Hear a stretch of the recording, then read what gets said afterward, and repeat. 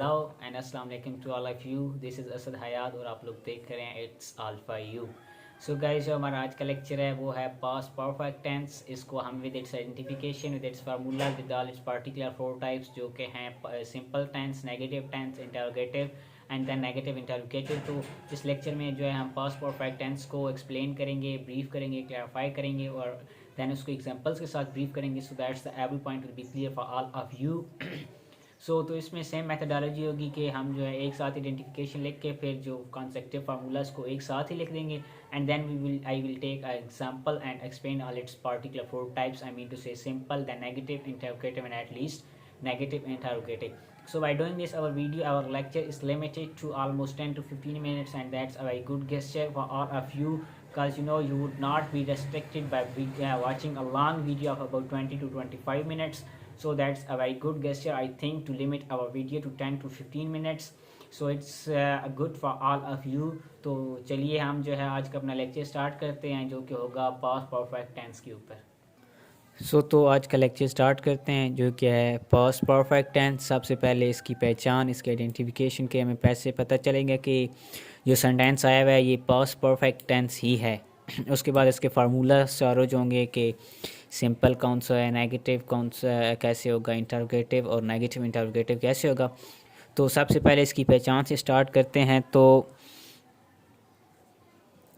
इसकी पहचान ये है कि जो भी आपके पास उर्दू में फ़िक्रा आएगा उसमें फ़िक्रे के आखिर पर आएगा चुका था, चुके थे, चुकी थी वगैरह आता है। ये इसकी पहचान है कि जैसे ही सेंटेंस के उर्दू सेंटेंस के आखिर पे आएगा चुका था, चुके थे, चुकी थी वगैरह आता है, तो इससे हमें पता चल जाता है कि पास्ट परफेक्ट है। तो पास्ट की पहचान तो ये है कि था से पता चल गया पास्ट का है। अब चुकी से मतलब काम मुकम्मल हो चुका है, तो परफेक्ट मतलब बिल्कुल हो चुका है। तो ये उसके लिए चुका, उसकी पहचान है कि अब ये परफेक्ट हो चुका है। ये बड़ा सिंपल सा टेंस है। हेल्पिंग वर्ब भी एक ही है, डजेंट मैटर के सिंगुलर है, प्लूरल है तो उसके साथ और इसके साथ और नहीं। बड़ा सिंपल सा सेंटेंस है। तो ये इसकी एग्जांपल है, ये पहचान है कि ये उर्दू सेंटेंस के आखिर पे जैसे ही आएगा चुका था, चुके थे या चुकी थी, तो इससे हमें पता चल जाएगा कि ये जो है पास्ट परफेक्ट टेंस है। एग्जांपल के तौर पे हम कह सकते हैं कि वो कराची जा चुकी थी। सब अब ये आ गया चुकी थी, तो चुकी थी का मतलब ये अब जो है पास्ट परफेक्ट टेंस है। उसके बाद अगर हम एग्जांपल लें तो वो गाना गा चुका था। गाइस, तो ये थी इसकी आइडेंटिफिकेशन कि उर्दू सेंटेंस के आखिर पे जब भी आएगा चुका था, चुके थे, चुकी थी वगैरह, तो आपको एग्जैक्टली पता होना चाहिए कि अब ये जो है पास्ट परफेक्ट टेंस है। उसकी मिसाल मैंने आपको दे दी है कि वो कराची जा चुकी थी, वो गाना गा चुका था, या सम और कोई और आप ले सकते हैं। ये इसकी होगी पहचान। अब नेक्स्ट स्टेप जो है उसके फार्मूलाज को एक्सप्लेन करना है। तो सबसे पहले जो सिंपल का फार्मूला है वो सबसे पहले जो कि सब में होता था सब्जेक्ट। उसके बाद हर सिंपल में यही होता है कि हेल्पिंग वर्ब लगाना होता है, और इसमें हेल्पिंग वर्ब जो है वो सिर्फ हैड है। अब ही, शी, इट या सिंगुलर हो या आई, वी, यू, दे या प्लूरल, कोई भी हो, डजंट मैटर कि कौन सा है, ठीक है। उसके सब के साथ हेल्पिंग वर्ब ये ही यूज़ होना है, had, one and only one helping verb इसमें हैड यूज़ होना है। और हमेशा परफेक्ट टेंस किसका भी हो, प्रेजेंट का हो, पास्ट का या फ्यूचर का, उसमें हमेशा third form of verb use होती है। उसके बाद object and at the and अगर कुछ है तो अदरवाइज यहीं पे सेंटेंस ख़त्म। उसके बाद नेगेटिव जो कि हमारा यूजुअल होता है कि हेल्पिंग वर्ब के बाद हम नॉट को ऐड कर देते हैं, वो इधर भी सेम यूज़ होगा कि हेल्पिंग वर्ब जो कि इधर हमारा हैड है, उसके बाद हमने नॉट को ऐड कर दिया है, और बाकी सीक्वेंस वही सेंटेंस की। इंटरोगेटिव बनाने के लिए भी वही यूजुअली जो हमारा होता है कि हेल्पिंग वर्ब जो है वो स्टार्ट में आ जाता है, उसके बाद सब्जेक्ट, फिर third form of verb and at the and object, और उसके बाद क्वेश्चन मार्क। नेगेटिव इंटरोगेटिव बनाते हुए हेल्पिंग वर्ब, उसके बाद सब्जेक्ट के बाद नॉट को ऐड कर देना होता है, उसके बाद third form of verb use करनी होती है, और उसके बाद object and at the and question mark. अब हमारा थर्ड और लास्ट स्टेप जो है वो है इसको एग्जांपल के साथ एक्सप्लेन करना। अगर हम एग्जांपल की बात करें तो सबसे पहले हम एग्जांपल लेते हैं कि मैं ख़त लिख चुका था। तो eight the end of sentence चुका था आ रहा है, तो आपको पता होना चाहिए कि अब ये जो है पास्ट परफेक्ट टेंस है, चुका था, क्योंकि इसमें यूज़ हो रहा है। अब अगर इसको इंग्लिश में ट्रांसलेट करें तो कैसे करेंगे? सबसे पहले सिंपल फार्मूला यूज़ करना है। सब्जेक्ट इधर क्या हैगा? आई, उसके बाद हेल्पिंग वर्ब हैड, उसके बाद थर्ड फॉर्म ऑफ वर्ब लिखना है write, wrote, written. I had written. उसके बाद ऑब्जेक्ट द लेटर। नेगेटिव की बात करें तो हेल्पिंग वर्ब के बाद जो होता है नॉट को ऐड करना होता है। I had not written the letter. इसके बाद अगर हम इंटरोगेटिव की बात करें तो हैड जो है वो सेंटेंस के स्टार्ट में आ जाता है। तो had I written the letter. And negative interrogative की बात करें तो ये यूजुअली होता नहीं है, लेकिन क्योंकि टाइप है तो मैं एक्सप्लेन कर रहा हूँ इसको। तो ये इस तरह होता है कि जो सब्जेक्ट होता है उसके बाद हमने नॉट को ऐड करना होता है, और उसके बाद third form of verb and the rest of sequence is like that. ये जो है हमारी पहली एग्जांपल है। तो अगर आप देखें तो सिंपल और इंटरोगेटिव एक दूसरे से मैच कर रहे होते हैं, नेगेटिव और नेगेटिव इंटरोगेटिव एक दूसरे से मैच कर रहे होते हैं। वो कैसे? तो आइए देखते हैं। जो सिंपल की सीक्वेंस है अगर आप देखें तो ये है। अगर इसी को इंटरोगेटिव में चेंज करें तो सिर्फ जो हेल्पिंग वर्ब है वो स्टार्ट में आएगा। अगर हेल्पिंग वर्ब को निकालने के बाद जो सेंटेंस रह जाता है, आई मीन टू से आई रिटन द लेटर, वो इधर आ जाता है ये, ठीक है। और उसके बाद अगर हम नेगेटिव की को देखें तो नेगेटिव में भी ऐसे ही है, हैड को इधर ले आएँ तो रेस्ट ऑफ जो सीक्वेंस जो सेंटेंस की रह जाती है I not written the letter, I not written the letter.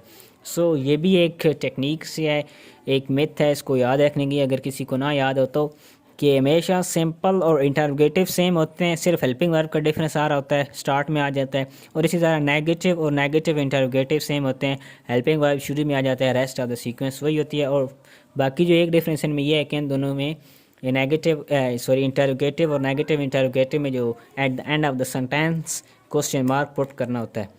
तो अब जो है हम इसकी दूसरी एग्जांपल की तरफ बढ़ते हैं। दूसरी एग्जांपल हम क्या लें? सलमा सबक याद कर चुकी है, चुकी थी, याद कर चुकी थी तो it's of the past perfect tense, so we have to translate it. First of all, subject that is Salma, and had helping verb use होगा। आप इधर learnt लिखें या memorized लिखें, एक ही बात है, वो आपको अपनी मर्ज़ी है इधर कौन सा स्पेसिफिक आपने वर्ब यूज़ करना है, learnt या memorized the lesson। अब कई स्टूडेंट्स इधर गलती करते हैं, क्योंकि सलमा है तो वो इधर हर यूज़ कर देते हैं कि सबक तो उसका ऑब्वियसली वो अपने याद कर रही होगी। तो अब इसको हम सिंपल ऐसे लिखेंगे, द लेसन। सलमा अपना सबक याद कर चुकी है, इधर मेंशन होता ना कि सलमा अपना सबक, तो फिर इधर हर आना था। अदरवाइज सिर्फ सबक है तो द लेसन सिंपली आना है। इधर हर को यूज़ नहीं कर सकते क्योंकि उसमें उसको पर्सनल या पोजेसिव नहीं बताएगा कि ये है ही उसी का। ये सिंपल आपने इधर द लेसन लिखना है, इसमें आपने हर को ऐड नहीं करना। अब अगर हम नेगेटिव की बात करें तो हेल्पिंग वर्ब, उसके बाद नॉट को ऐड करना है, उसके बाद third form of verb and the rest of sequence is like that. उसके बाद इंटरोगेटिव बनाएं तो अगर मैंने जो टेक्निक बताई थी उसको इस्तेमाल करें तो मैंने कहा था कि इंटरोगेटिव और सिंपल एक जैसे होते हैं, सिर्फ हेल्पिंग वर्ब स्टार्ट में लगाना होता है। तो ये हेल्पिंग वर्ब को अगर स्टार्ट में ले आएँ उसके बाद सारी सीक्वेंस ये यूज़ करनी है। सीक्वेंस में ये फिर आता है, फिर ये आ गया, उसके बाद ये तो अब स्टार्टिंग में आ गया, तो रेस्ट ऑफ द सीक्वेंस ये वाले हम यूज़ करते हैं, लर्नड द लेसन। और जो डिफरेंस मैंने कहा था eight the end of sentence question mark. अब नेगेटिव इंटरोगेटिव की बात करें तो इसकी सीक्वेंस यूज़ करते होते हैं, सिर्फ हेल्पिंग वर्ब स्टार्ट में लगाना होता है। हेल्पिंग वर्ब अगर स्टार्ट में रहे पीछे ये सारा रह जाता है। अगर उसी सीक्वेंस को हम फॉलो करें तो सलमा, उसके बाद नॉट लर्नड द लेसन। सो ये एक टेक्निक थी, अगर किसी को याद ना आ रहा हो या अगर इसको सीक्वेंस नहीं होती, फर्स्ट ऑफ ऑल तो आप लोगों को सीक्वेंस याद रखनी चाहिए। सीक्वेंस बड़ी आसान सी है, जस्ट आप इन फार्मूलाज को मेमोराइज कर लें तो rest of the all is like cup cake for all of you. तो बस आप ये फार्मूला याद करें तो ऑटोमेटिकली डजंट मैटर कि आपके पास कौन सी एग्जांपल आती है, आप सिंपल इस फार्मूला को यूज़ करेंगे और आपको वर्ब उसकी प्रॉपर थर्ड फॉर्म आनी चाहिए। बाकी तो सब्जेक्ट का भी सबको पता होता है, सब्जेक्ट में उसके बाद ऑब्जेक्ट का भी सबको पता है, इसका भी पता है। सिर्फ बात होती है कि आपको जो वर्ब है उसकी प्रॉपर पता होना चाहिए कि इसकी फर्स्ट फॉर्म ये है, सेकंड, थर्ड या फोर्थ फॉर्म, जो कि मैंने कहा था अगर फर्स्ट फॉर्म के साथ आईएनजी लगाएं तो वो फोर्थ फॉर्म बन जाती है। तो बस ये बड़ा सिंपल सा है, बस आप लोगों इसको फार्मूला को बाद यहीं पे एंड हो जाती है सारी, सिर्फ इसी जो फर्स्ट 4 to 5 लाइन है इन्हीं में। सबसे पहले इसकी पहचान और देन उसके फार्मूलाज। जब आप इसको बड़ी अच्छी तरह समझ लेंगे तो आपका बस यहीं पे आपका सेंटेंस ख़त्म हो जाता है। बाकी तो ये सिर्फ एग्जांपल्स मैं एक्सप्लेन करता हूँ कि आपकी बेटर अंडरस्टैंडिंग हो सके। तो अब इसके अगर हम एक और एग्जांपल इधर लें तो एग्जांपल हम क्या ले लें, हम एयरपोर्ट पहुंच चुके थे, हम एयरपोर्ट पहुंच चुके थे। सो इसकी ट्रांसलेशन करें तो सबसे पहले सब्जेक्ट वी, इसके बाद helping verb had, arrived, third form first form arrive है ना, उसकी थर्ड फॉर्म अराइव्ड होती है, अराइव्ड एट द एयरपोर्ट। आप अराइव्ड की जगह रीच भी यूज़ कर सकते हैं, वो आपकी मर्ज़ी है, क्योंकि आपको पता है कि उर्दू में एक सेंटेंस होता है उसमें इंग्लिश मल्टीपल वर्ड्स होते हैं, तो इसलिए आप कोई भी यूज़ कर सकते हैं। जिस तरह ये इधर था, इधर और भी कुछ हो सकते हैं, बट आप कुछ जैसे मर्ज़ी आप वो यूज़ कर सकते हैं। नेगेटिव की बात करें तो हेल्पिंग वर्ब जो भी होता है, इधर हमारे पास पर्टिकुलर हैड है, उसके बाद नॉट को ऐड कर देना होता है। ये तो एक प्रॉपर इसकी मिथ है कि हर नेगेटिव सेंटेंस में ऐसे ही होता है कि जो भी हेल्पिंग वर्ब होगा उसके बाद आप नॉट को ऐड कर दें तो वो उसमें जो है नेगेटिव बन जाता है। अब इसका इंटरोगेटिव बनाएं तो सेंटेंस के स्टार्ट में हेल्पिंग वर्ब को लगाना होता है, उसके बाद सारी सीक्वेंस वही जो ऊपर हमने सिंपल में बनाई हुई होती है कि वो होगी had we arrived at the airport, and at the end of sentence we must put a question mark cause it's the interrogative sentence।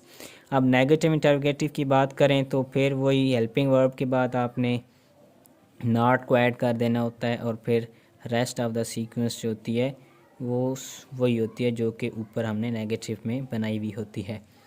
तो ये इसकी एग्जांपल कंप्लीट हो चुकी। सो गाइस, तो ये था हमारा आज का लेक्चर जिसमें मैंने पास्ट परफेक्ट टेंस को डिस्क्राइब किया, एक्सप्लेन किया। तो इसका भी सेम वही मेथड है, सबसे पहले इसकी identification, then I have discussed its formula with all of you, and at the end I have explained its example, at least 3 examples for all of you for your concept and your clarification. So rest of the, and at the end I have explained it's all particular 4 types. I mean to say it's a simple and then negative, then interrogative, and at the end negative interrogative. So this was your past perfect tense. I hope you all will get it, and our next lecture and the next video will be on the past perfect continuous tense, which will be our 8th and the last lecture for the past tense, cause we have covered all the particular 4 types of the past tense. So our next lecture will be the last lecture of the past tense, and that will be on the past perfect continuous tense। और उसके बाद जो है हम अपना next जो third stage है उसको कंटिन्यू करेंगे, और वो होगा हमारा फ्यूचर टेंस के ऊपर। उसके भी फिर फर्दर 4 टाइप्स उनको सेपरेटली एक्सप्लेन करूँगा। तो ये था हमारा आज का लेक्चर जिसमें हमने पास्ट परफेक्ट टेंस को शुरू किया। सो गाइस, तो अगर आपको वीडियो अच्छी लगी हो then please like the video and subscribe to my channel. इंशाल्लाह मिलते हैं नेक्स्ट वीडियो में। अल्लाह हाफिज़ टू ऑल ऑफ यू।